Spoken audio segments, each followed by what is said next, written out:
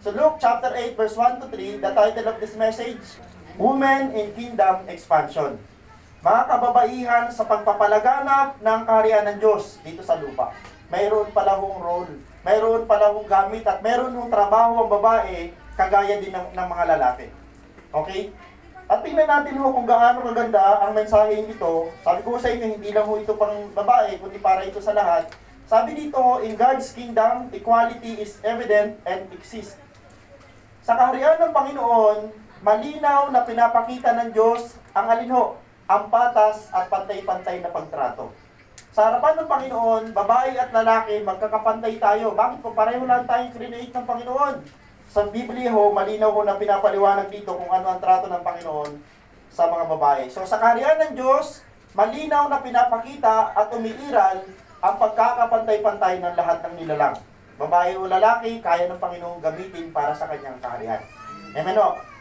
Galatians chapter 3 verse 28, sabi ng Bible, okay, pinag-aaralan nun natin dito ngayon ay equality or yung pagkakapantay-pantay ng mga babae at lalaki. Sa Galatians chapter 3 verse 28, wala nang pagkakaiba ang Hudyo at ang Grego, ang Alipin at ang Malaya.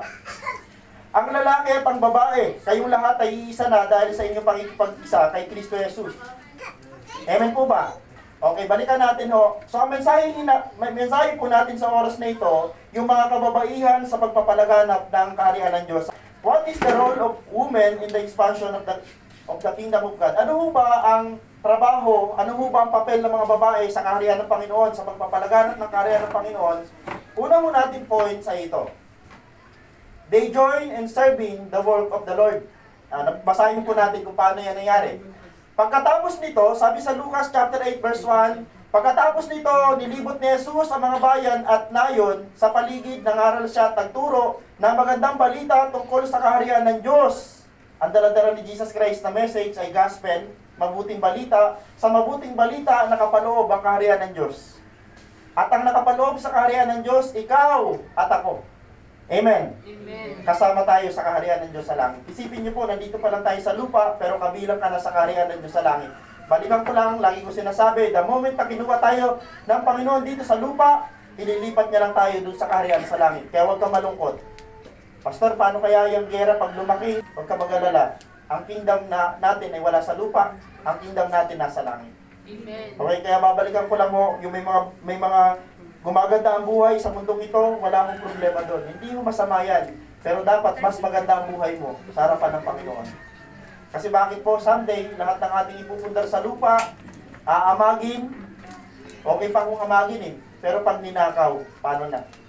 So sabi dito ho, si Jesus Christ nung umaayos sa sanlibutan ito yung sinasabi ng Biblia na hinaayuan ng Panginoon, hindi nawala sa picture ang mga babae na sumusunod at naglilingkod sa Panginoon. Dati ho, ang alam lang natin, pag humahayos si Jesus Christ, ang kasama niya 12, laging 12. Lagi natin tatandaan, hindi lang 12 ang kasama ng Panginoon. Naalala niyo nung nagpakain siya ng 5,000, nagpakain siya ng 4,000, hindi lang 12 ang kasama niya, marami siyang kasama. Okay?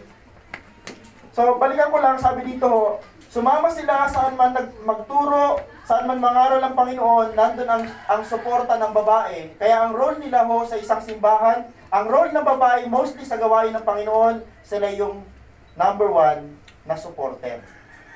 Pakitingin nga po yung katabi yung babae. Alam nyo, kailangan natin yan. Napaka-supporter yan. Totoo po ba?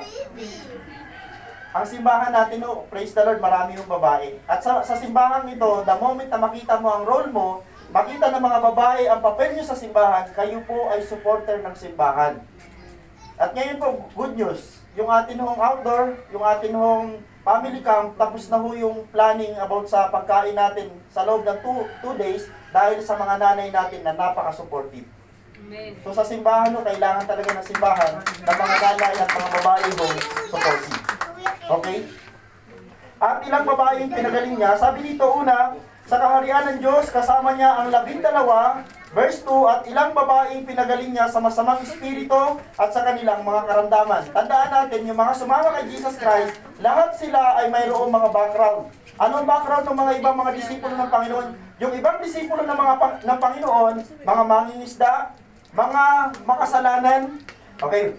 Pangalawang points natin, balikan ko lang ha, ang mga babae, ang papel ng babae sa paghahari ng Panginoon, sa expansion ng paghahari ng Panginoon, napakahalaga dahil isa sa kanilang katangian, sila yung napaka-supportive pagdating ho sa gawain. Pangalawa, okay, what is the role of women in the expansion of God's kingdom? They testify about the wonderful works of the Lord in their lives. Ito ang sinasabi ko sa inyo. Napakatindi ho ng gawain ng babae sa pagpapalaganap ng kaharian ng Diyos sa Biblia at saka sa lukuyan. Paano natin nalaman? Okay? Si Maria na tinawag na Magdalena, lilinawin natin kung sino itong Maria Magdalena na to. Si Maria na tinawag na Magdalena, mula sa kanya ay 7 demonyo ang pinalayas. Grabe, may bilang. So, sino nagpalayas ng demonyo na to? Si Jesus. Tama? Si Jesus. Okay. Si Maria Magdalena ho, hindi ho ito yung patutot na babae. Tandaan nyo, magkaiba ito ha. Hindi ito yung babae na babatuhin dahil nakita sa pakikiapid. Yung babae sa pakikiapid, wala siyang pangalan. Unknown. Pero dahil ho, ang atin nung basa ng Bible ay isang tingin lang, akala natin yung babatuhin yung babae doon, ang pangalan niya si Maria Magdalena. Ang totoo, ang background ni Maria Magdalena, isa siyang mayamang babae. Dati kasi ang alam natin pag word na Maria Magdalena, kasi may demonyo, pastor, siguro napakamatinding kasalanan yan. Pero ang kasalanan niya, hindi direct na sinabi na siya ho ay pokpok. Sorry sa word. Siya po ay mayaman. Paano natin malaman? Okay? Si Juana, si Maria Magdalena, pinalaya sa kanya ang 7 demonyo. Si Juana na asawa ni Kusa, nakatiwala ni Herodes. Noong panahon ng mga nawiwin ni Jesus Christ, mga bigating tao. Kaya magsabi, pastor, si Jesus Christ ang hinakayuan lang, winiwin lang ni Jesus, mga mahihirap. Ito, mayayaman. Paano natin nasabi ho? Mamaya, makikita nyo kung bakit. So si Maria Magdalena, pinalayas niya ang 7 demonyo. The moment na lumayas kay Maria Magdalena yung masasamang espiritu, hindi na siya umalis at humiwalay sa gawain ni Jesus. Kasama na siya ni Jesus hanggang si Jesus ay pumunta sa langit.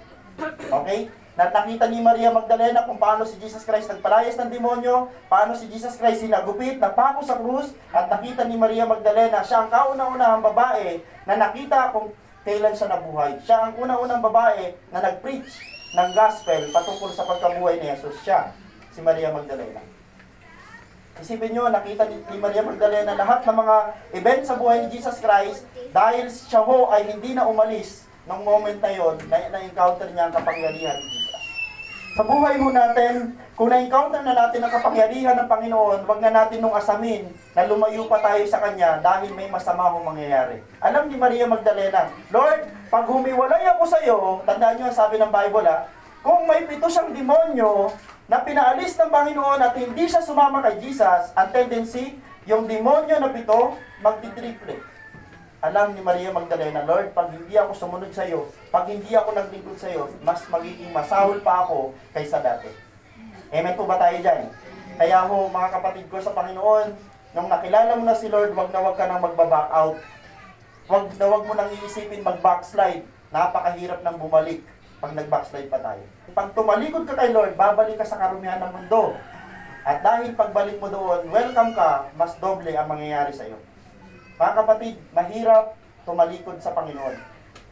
Pero the moment na makita natin yung background ni Maria Magdalena, siya ho, nung nakilala si Lord, Lord, sa'yo na ako. Sumama na siya kung anong ginagawa ni Jesus, according sa binasa natin, nangangaral si Lord, kahit naglalakad lang si Lord, kasama niya si Maria Magdalena.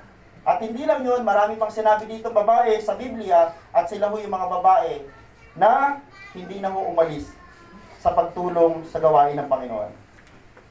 Okay, balikan ko lang. Sabi dito, siguradong nagpatotoo sila sa kanilang mga naranasan sa Panginoon. Nakita ng mga tao yon. At dahil sa kanilang mga patotoo, marami ang naniwala, marami silang naligtas na tao.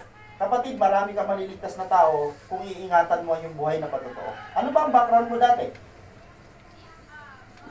Meron ba kayong mga dating pagkatao? Wala. Meron po.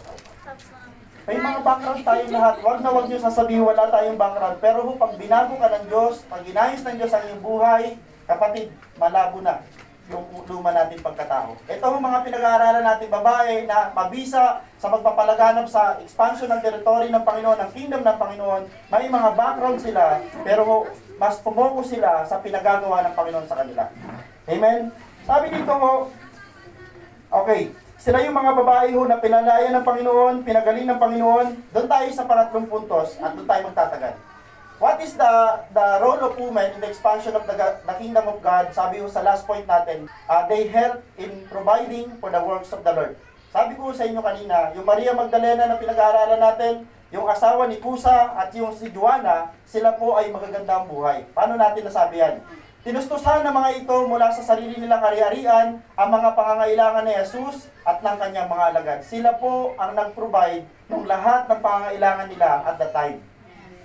Tandaan nyo, kakain sila at that time, hindi lang po sila 7, hindi lang sila 8, hindi lang sila 20, napakarami nila. Kasi nung panahon, ang pagkain ng mga alagad, ng mga Christian, sabay-sabay. Kung 7,000 kayong Christian, 7,000 kayong sabay-sabay nakakain. Ang unang mga Kristiyano, mga kapatid, hindi sila ganito. Wala nagpipreach. Ang unang mga simba, ng unang mga Kristiyano, ay puro kainan at puro pagbabasa ng Biblia. Ganun lang ang simba nung panahon. Sa panahon natin ngayon, napakalayo na. From tradition, yung unang tradition ng mga unang Kristiyano sa kasalukuyan, malayong-malayo na ang setup natin ngayon. Nung una ho, pag pupunta ka ng simbahan, may dala kang baon, ayon sa nakayanan mo. At yung nakayanan mo na yon, i-offer mo yun para sa lahat. Dahil ang pagkain ng isa, para sa lahat. Napakaganda ng kanilang katangian at the time. Mga selfless sila. Hindi nila iniisip yung sarili lang nila, iniisip nila yung pangkalahatan. Okay? They help in providing for the work of the Lord. Ano ho ba ang tinustos nila? Sabi dito, tumulong sila sa pagtustos ng lahat ng pangangailangan ng Panginoon at nilang lahat, hindi lang unang Panginoon. Tandaan natin ang word doon, tinustusan nila ang pangangailangan ng Panginoon at lahat ng mga alagad, kasama sila sa alagad ng Panginoon. Okay? Ano ang tinustos nila? Tumustos sila materially, tumustos sila financially, at sinama nila yung kanilang physical. Grabe ano, yung mga panahon ng mga alagad, pag nagbigay sila ng suporta, hindi sila nag-iiwan, hindi sila nagtitira, ino-offer nila ng buong buo ang kanilang sarili. So sa panahon natin ngayon, kumusta, ano ang way na pag-o-offer mo sa Panginoon? Lord, itong i-offer ko sa iyo, Panginoon, isa lang to. Okay? Sabi ng Panginoon, okay, at least meron kang i-offer. Pero sa biblical context, kailangan pala i-offer natin sa Panginoon, hindi yung mga bagay na tira lang. I-offer natin sa Panginoon yung pinaka-the best na meron tayo. Okay? Tinan nyo yung mga babae na ito. Sila yung mga babae na ang katangian nila, talaga hong, grabe, kakaiba ho itong uri ng mga babae dito na pinag-uusapan natin. At ang ibig sabihin nito sa kasalukuyan, kung i-apply natin ito sa kasalukuyan, ikaw, yung mga nandito ngayon na mga babae, kayo ho ay isa sa pinakapag-asa ng simbahan, dahil the moment na kayong lahat ay nag-function accordingly, tandaan nyo, may something na magbo-boom sa gawain. Iba ho ang galaw ng babae. Tama po ba? Sino ba masino? Babae, lalaki? Laksan nyo po mga nanay para sa inyo itong message. Babae. Sino ba ang maasikaso? O, kaya tinan mo pag ang babae ang nag-win. Di ba mo pag ang babae ang nag-win? Ganun ho ang role ng babae sa ministry ng Panginoon. Una, sila yung napaka-supportive pagdating sa paghayo, madaling yakagin ng babae. Agree? Amen po ba? Opo, sa totoo lang. Sino ang madaling akayin papunta sa paglilingkod? Mga babae. Kaya nung panahon ni Jesus Christ, possible, mas maraming babae mga disipulo. Kasi bakit po ang lalaki, maraming rason sa buhay. Okay? Yan ang unang role nila. Madali silang yakagin kasi napaka-supportive nila.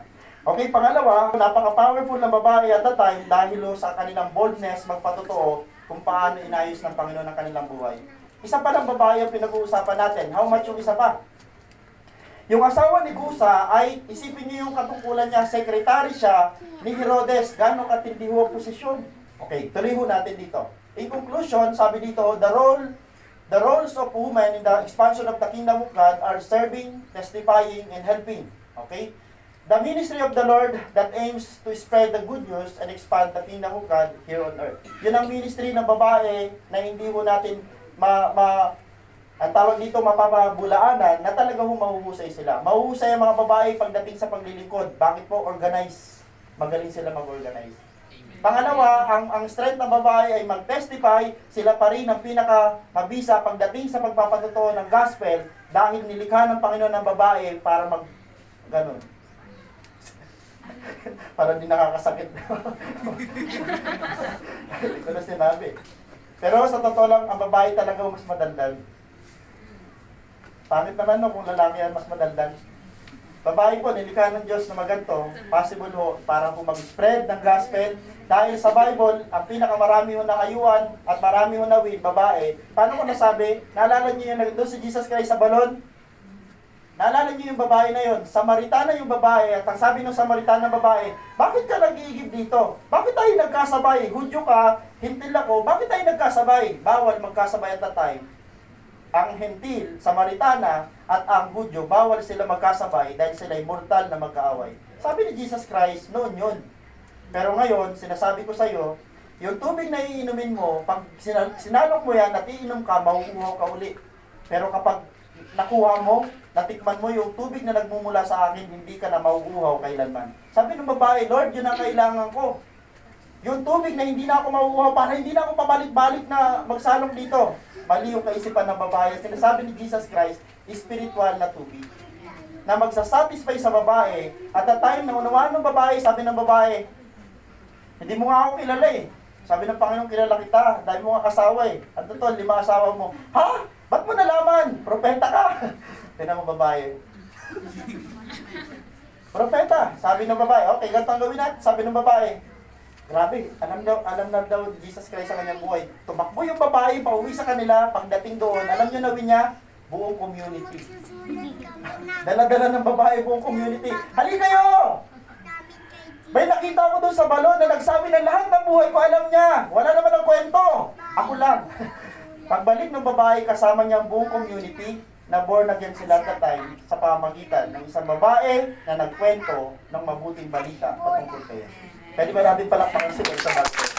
Mga babae, mga nanay, mga kapatid kong babae, magkwento kayo patungkol sa Panginoon. May kapangyarihan, ang labi at ang dila na meron kayo, gamitin nyo po yan para ihayo ang kapangyarihan ng Panginoon. Doon nyo gamitin yan, maraming maliligtas sa pamagitan ng mga labi na yan. Okay, and helping, babae pa rin ho, ang pinakamaasahan mo. Kasi tandaan nyo, sabi ng Panginoon kay Adan, ngayon, dala lang siya ng babae para maging katuwang. Kaya napakasarap pagkaroon ng babaeng katuwang sa ministry dahil, ayan, yung tatlo na yan, yan ang strength nila. Sila ho ay may strength mag-serve, may mag-testify, lalo na ho yung pagtulong. At ang aim po niyan, kung gagamitin na lahat natin yan para sa kapurihan ng Panginoon, yung expansion ng teritoryo ng Panginoon mula sa langit dito sa lupa, madali siyang lalaganap sa tulong ng mga kababaihan. Then finally ho, sa ating hong conclusion, dito tayo magtatapos, magpatuloy po tayo sa ating pong paglilingkod, pagpapatotoo at pagtulong sa pagpapalaganap ng mabuting balita ng ating Panginoong Hesus upang ang kaharian ng Diyos ay lumaganap dito sa lupa. Tandaan ninyo ho, ang mission natin ay magpalaganap ng kaharian ng Diyos dito sa lupa sa pamamagitan ng mabuting balita ni Jesus. Hindi natin alam kung gaano itatagal pa ang gera, pero the moment na yung gera na yan po ay lumaki, lumawak, at umabot sa Pilipinas, purihin ng Panginoon, ang faith ng mga taga-Pilipinas, si Jesus lang talaga ang pag-asa natin. Amen po? Yun po ang mensahe ng Panginoon sa oras na ito. Para sa inyo mga kababaihan, kayo ay malaking tulong, kayo ay malaking gamit sa kaharian ng Panginoon kaharian ng Panginoon dito sa lupa. Kaya ang payo ko sa inyo mga kapatid, magpatuloy kayo at magpagamit sa ating Panginoon. Sa Diyos po ang pinakamataas na papuri.